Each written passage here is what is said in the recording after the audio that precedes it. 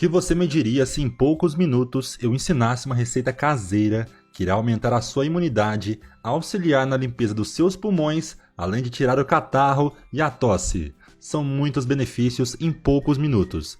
Fica comigo que iremos ensinar essa receita maravilhosa. Nesse primeiro momento, utilizaremos uma cebola roxa, que é poderosíssima para aumentar a sua imunidade. Ela é anti-inflamatória, antibacteriana, analgésica, além de fazer bem ao coração e auxiliar no tratamento da asma. Ela também tem um grande benefício para o seu pulmão, para expectorar secreções e catarro. No primeiro momento, você irá cortar ela em pedaços pequenos. Vamos também acrescentar um dente de alho. O alho combate vírus, fungos e bactérias. Também como a cebola, ele é um excelente anti-inflamatório e potente anti-expectorante. Os dois juntos irão tratar na expectoração das secreções, catarro, faringe, laringe e até mesmo no pulmão. Trata também resfriados e tosses. Feito tudo isso, você irá juntar e levar para o fogo para cozinhar, para liberar toda a substância que tem nesses dois ingredientes. No fogo, iremos acrescentar os ingredientes em 300 ml de água, já será o suficiente. E em seguida, é só deixar ferver por 5 minutos.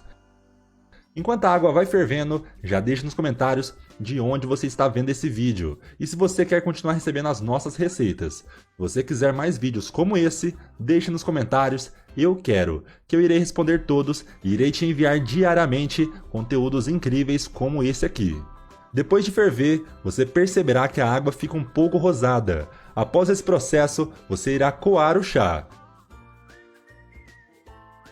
E na sequência, é só adicionar um limão ao líquido. O limão é rico em vitamina C e também irá fortalecer o sistema imunológico. Você irá ver que a cor ficará mais evidente após o limão reagir com o líquido da cebola e do alho.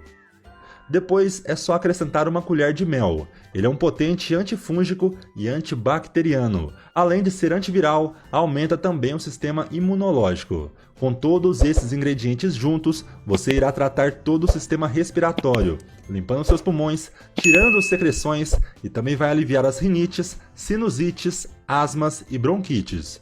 Este chá contém muitas propriedades benéficas para a sua saúde. Tome 100 ml por dia em qualquer horário que preferir. Espero que vocês tenham gostado. Abraços e nos encontramos em breve por aqui para mais dicas, truques e receitas para a sua saúde. Tchau, gente!